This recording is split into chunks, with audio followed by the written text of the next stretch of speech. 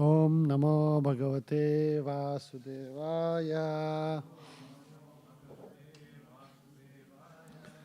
Om Namo Bhagavate Vasudevaya. Om Namo Bhagavate Vasudevaya.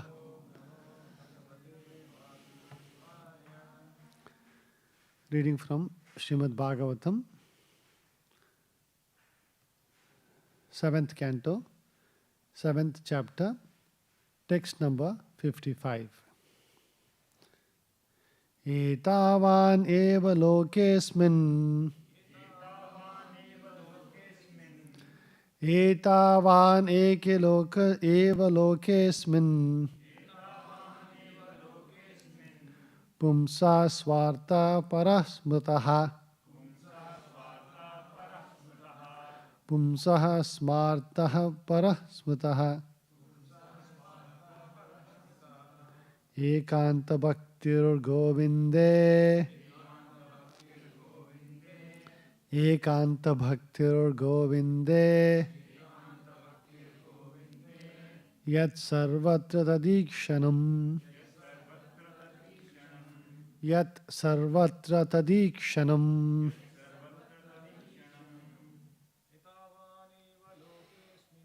Yatavaneva lokesmin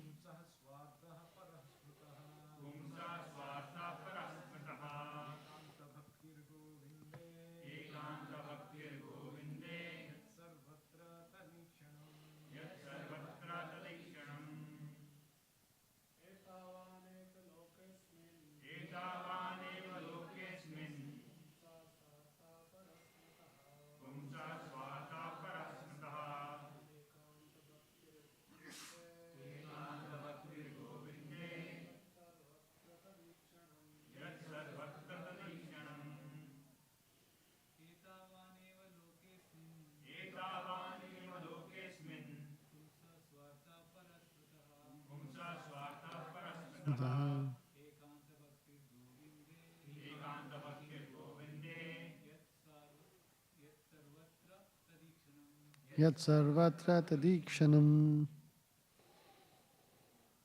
Matajis?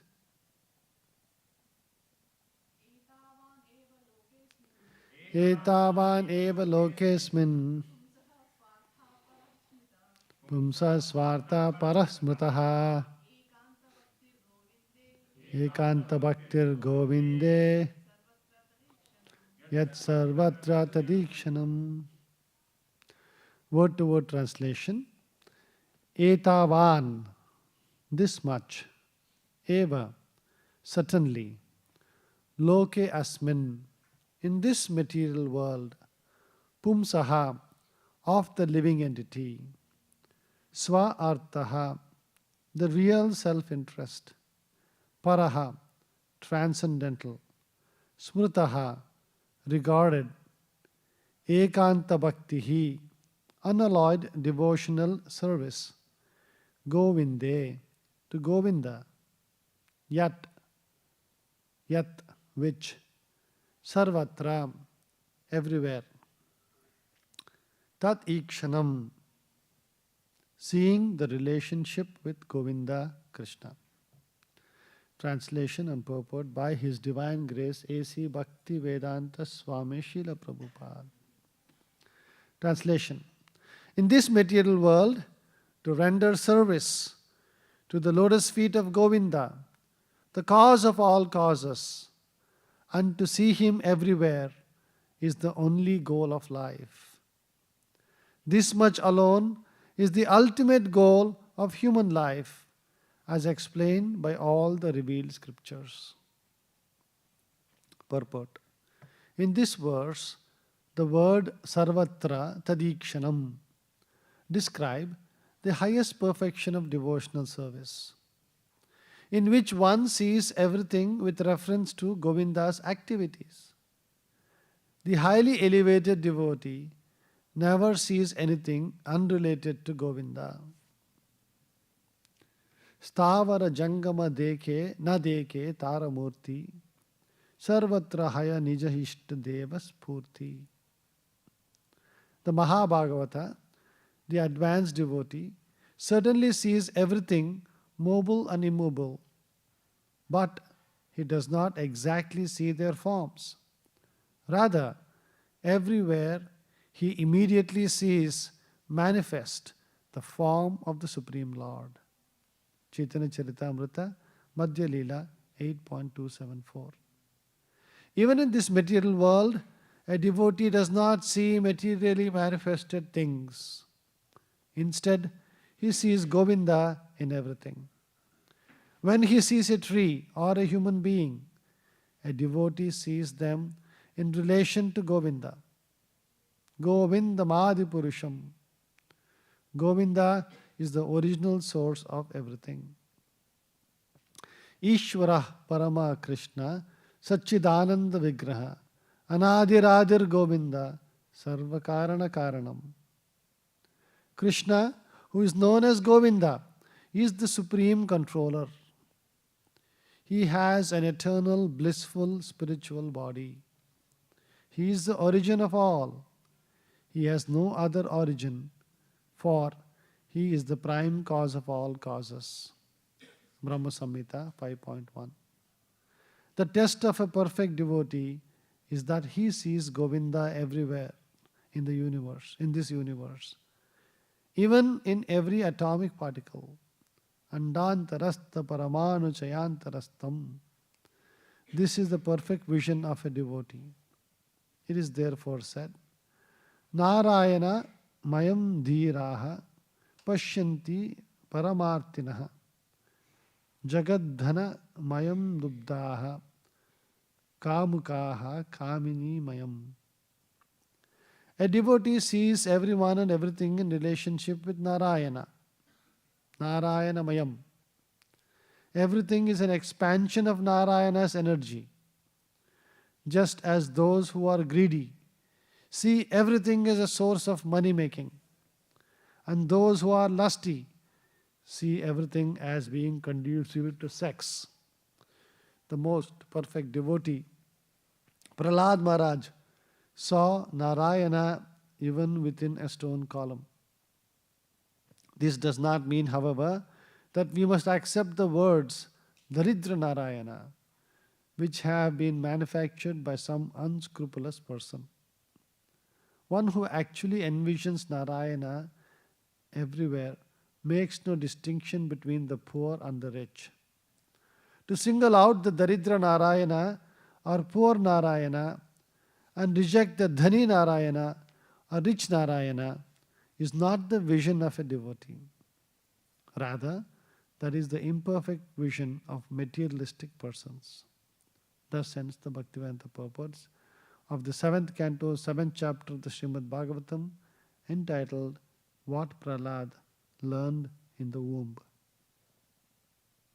Om Ajnanatimirandasya Gnananjana Shalakaya Chakshurunmilitam Yenam Tasmai Shri Gurave Namaha Nama Om Vishnupadaya Krishna Prestaya Bhutale Srimate Bhakti Vedanta Swamin Itinamine Namaste Saraswate Deve Gauravani Pracharine Nirvisesha Shunyavadi Pasyata Deshatarine Jai Shri Krishna Chaitanya Prabhu Nityananda Shri Advaita Gadadhara Srivasadi Gauravaktaranda Hare Krishna Krishna Krishna Hare Hare Hare Rama Rama Rama Hare Hare.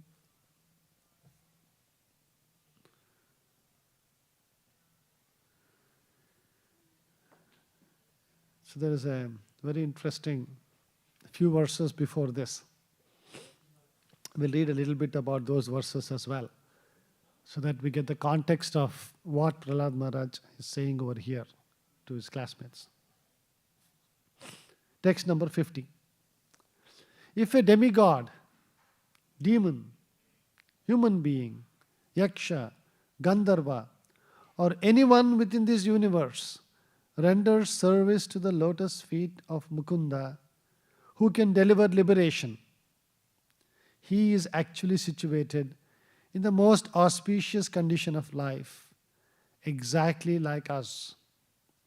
here Prahlad Maharaj is referring to. Like us, and Prabhupada says, the Mahajanas headed by Prahlad Maharaj. So here it is being pointed out that irrespective of what species one is in, demigod, demon, human being, yaksha, gandharva, as soon as one renders service to the Lord, he is situated in a most auspicious condition. Next, verse 51 and 52. My dear friends, O sons of the demons, you cannot please the Supreme Personality of Godhead by becoming perfect brahmanas, demigods, or great saints, or by becoming perfectly good in etiquette or vast learning. None of these qualifications can awaken the pleasure of the Lord, nor by charity, austerity, sacrifice, cleanliness, or vows can one satisfy the Lord. The Lord is pleased only if one has unflinching, unalloyed devotion to Him. Without sincere devotional service, everything is simply a show. So we see here, one should have unflinching, unalloyed devotion to the Lord. Right? And Prabhupada could have just stopped there. Or the verse itself. Without sincere devotional service, everything is simply a show. So sometimes we see in this material world, devotional service is seen more as a convenience. Right? Depending on the situation, one will say, this is how I do my devotional service. Prabhupada used to tell one funny story. There was once a poor Brahmana. He had very limited possessions. And with great difficulty, he had accumulated some puffed rice. And so he was taking that puffed rice home and saying, today I'll have some nice puffed rice. They make, they put a little lemon and turmeric and make a little this thing out of it. What do they call that? Huh? Different names, huh? Belpuri. That is a little extended version. Okay, let's call it, he was expecting to make Belpuri.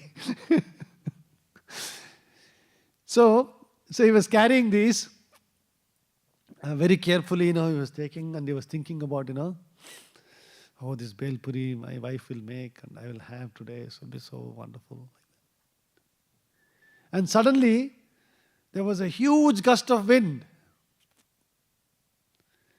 And he was like carrying it in a paper. You've seen like in India, right, how they take this murmura in a paper. And that wind just took away that paper from his hand. And when it flew up in the air, the paper opened out. And all the puffed rice just flew away. At this point, this person was seeing, the puffed rice is anyway going away. Then he said, "Oh Krishna, Krishnarpanamastu."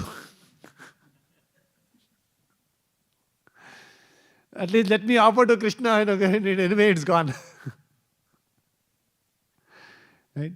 For many devotees, so-called devotees I should say, devotional life is like that. It is more of an afterthought. Once in the 1950s, when Srila Prabhupada took Vanaprastha and was preparing himself, for opening one center, Prabhupada went to Jhansi and he started a movement and society registered. Anybody remembers the name of the society he registered in Jhansi? League of Devotees, Prabhupada called it. And it so happened there was one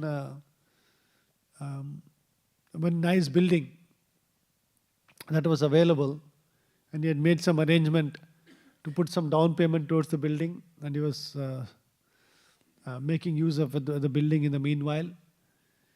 And he wanted to really start a society of devotees who will dedicate their life for serving Krishna. And so, he started, he had one disciple at that time, and he wanted to go and inspire, these families to give at least one of their sons to the movement. So he would go and meet many people and tell them, see, serving Krishna is the most important thing in life. Now you should give your son, for serving the Lord. And, he was met with a lot of skepticism. Oh, really?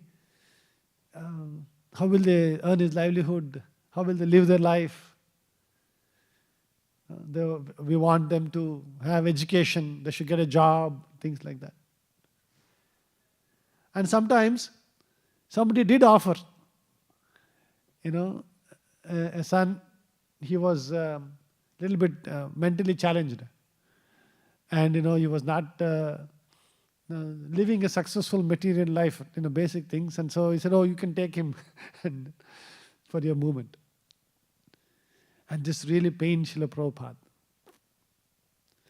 Later, when Srila Prabhupada started the Hare Krishna movement, the International Society for Krishna Consciousness, so many devotees, young people, gave up their lives for serving the mission of Chaitanya Mahaprabhu. And that was very, very pleasing to the Lord and pleasing to Srila Prabhupada. So we see here Prahlad Maharaj is saying, I'll just read two more verses here.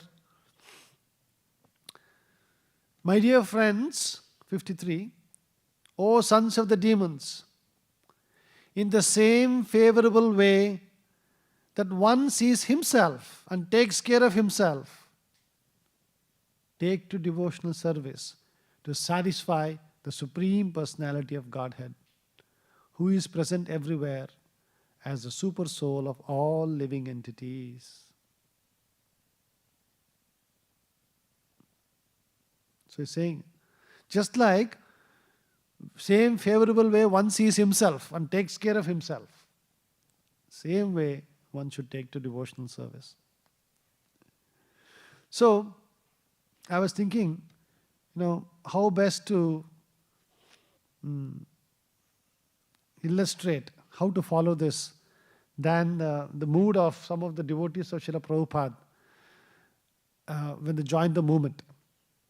So I wanted to read a little bit about the devotees in Bombay when they initially started the Hare Krishna land in Juhu. Today we see a beautiful marble temple, right? Two big towers of guest houses and such a beautiful place. But the reality is that when they began over there, it was just a land and they all lived in a thatched hut over there. Nothing else, just a little thatched hut. It was infested with rats. I'll just read a little bit about the situation the devotees were going through in that place. Because it's very inspiring to see the mood of the devotees, how they were serving Srila Prabhupada over there. Narayani, a devotee from America, who is living with the devotees in Calcutta, visited Juhu and expressed her dismay. I expected a temple, but I found just a hut.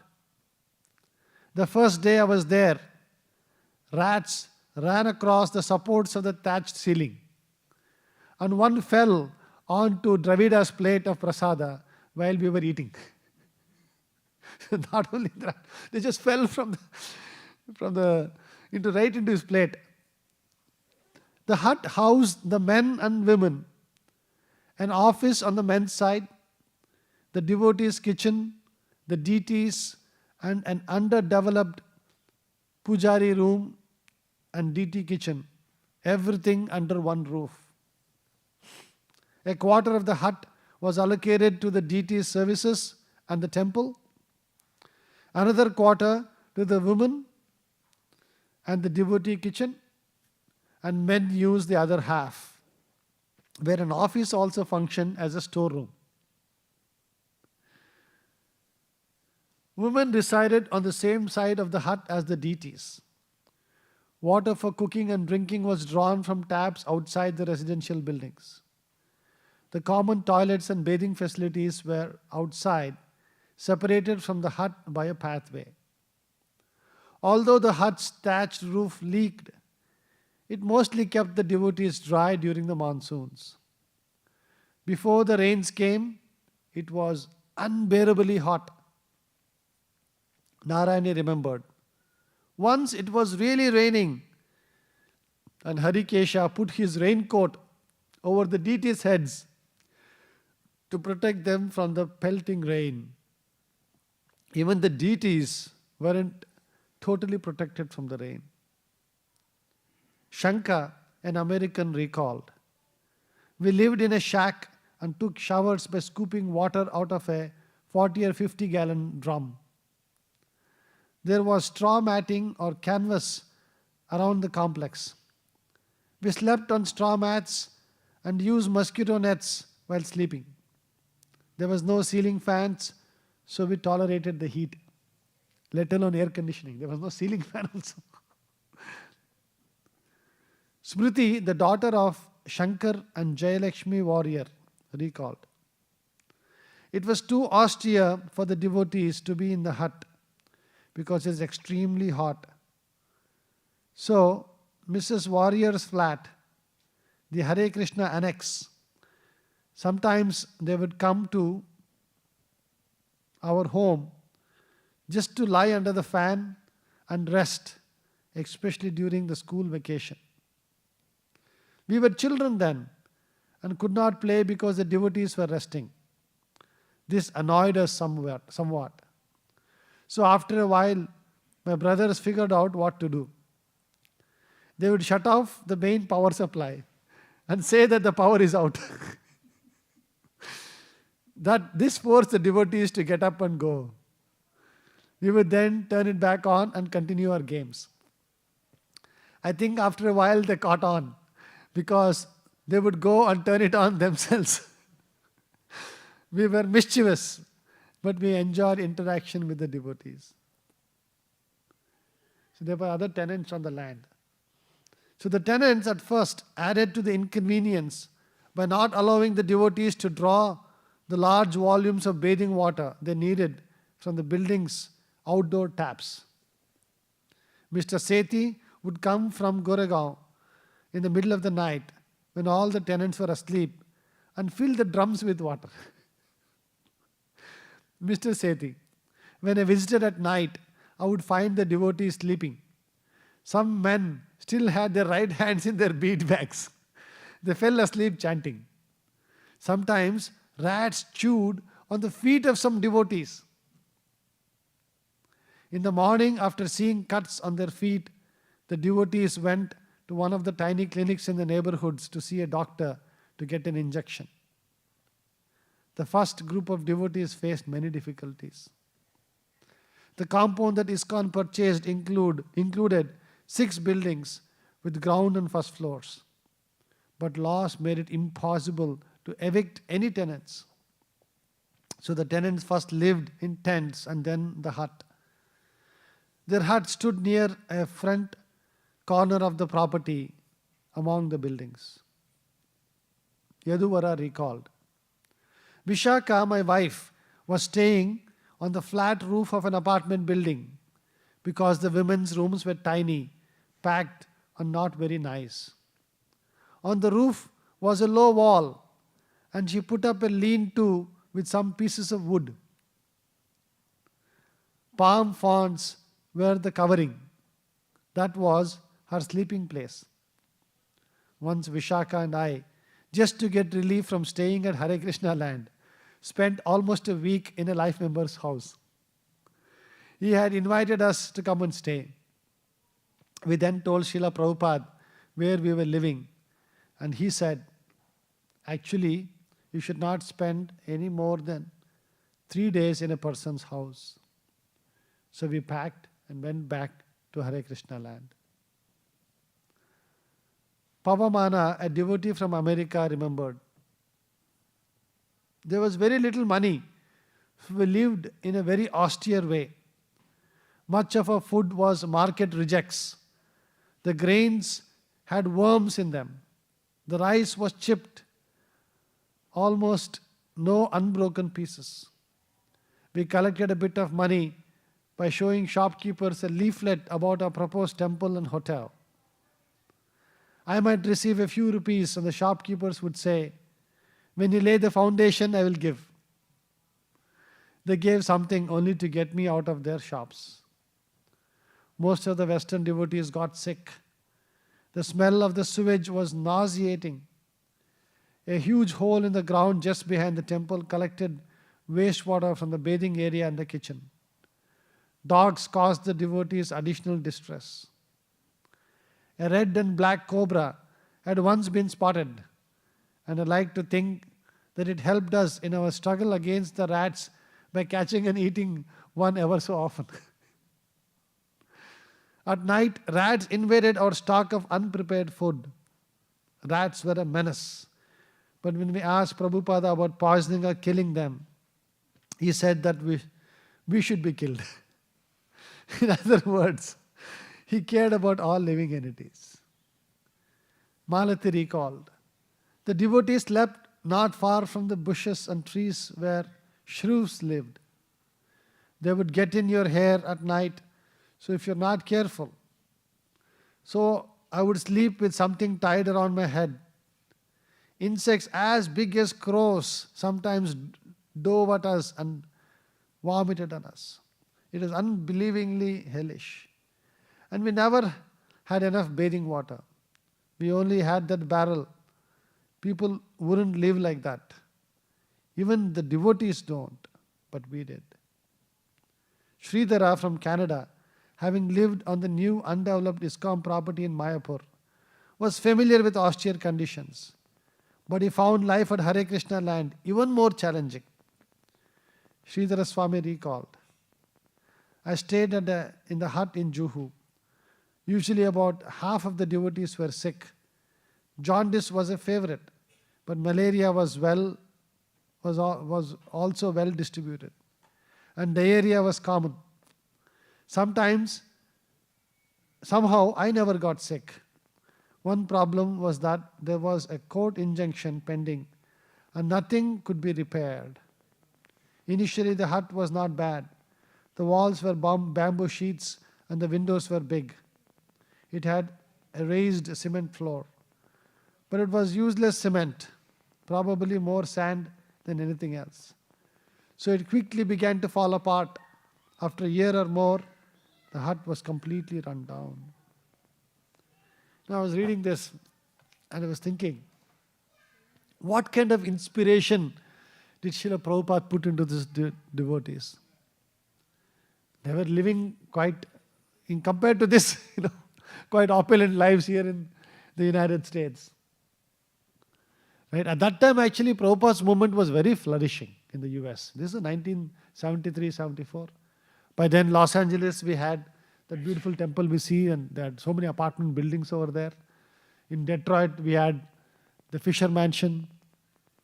In New York, they had the 14-story building on 4th Avenue. Devotees here, the movement was quite well established. But you can imagine those devotees, on the request of Srila Prabhupada, came to India and lived in these very, very austere conditions for quite some time on the request of the spiritual master. See, this is what it means that it should not be just not be show bottle, right? So we see here, without sincere devotional service, everything is simply a show. Our real devotion to the Lord, our real level of surrender is seen in how we are able to engage in devotional service despite all different conditions we go through. I was reflecting on this and I was thinking, we are in a very, very luxurious life we are living compared to all of this. Right? We have a very nice building, air conditioned 24/7, in the middle of one of the most opulent cities in the world. Right? And the weather is very favorable. Right? Morning, I was just standing outside, I was breathing in the fresh air, the nice rising sun on us. And still, we have opportunities to practice devotional service in a dedicated way. So that's why it really doesn't matter what our current condition is, what conditions we put into. That is Krishna's wish. Today we are in this place, tomorrow we might be in a different place. Doesn't matter. But given whatever is given to us, how do we engage that in devotional service? How do we see Krishna in each and every aspect of our lives? How do we see an opportunity to serve the Lord in each and every condition we are put into? Right? The same devotees, in a matter of 2-3 years, there was a palatial building in the same land. Right? A few years, 1978 is when they were able to open the Juhu temple. This is all 1973, almost 4 or 5 years. But devotional life is not restricted by material conditions. In any condition, in any situation, one can engage in devotional life. I'll just read one last thing about Ambarish Maharaj. How Ambarish Maharaj would engage everything in the service of the Lord, and how he was very much praised in the Shastras for that.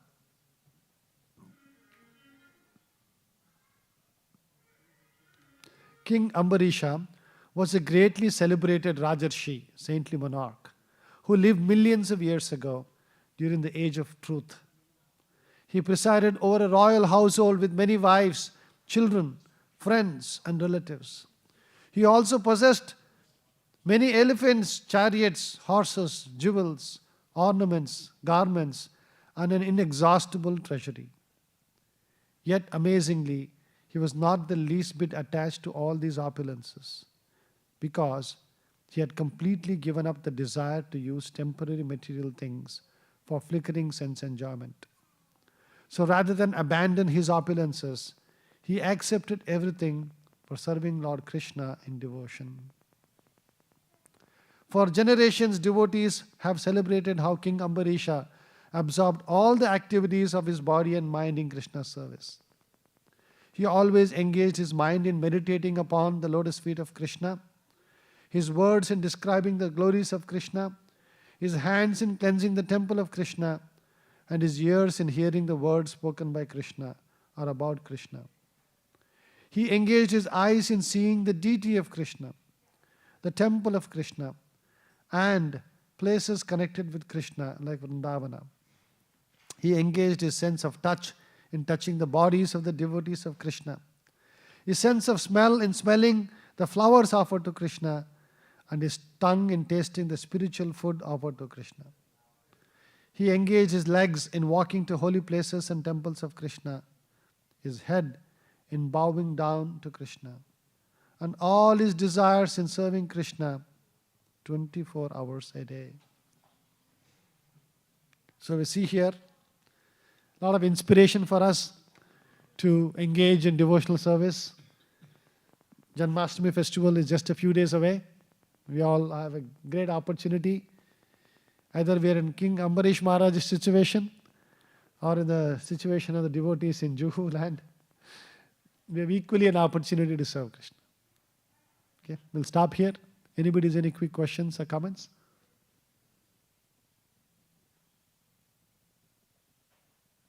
ग्रंथराज Shrimad Bhagavatam की जय, शिल प्रभुपाद की बोल, प्रेमानंदे।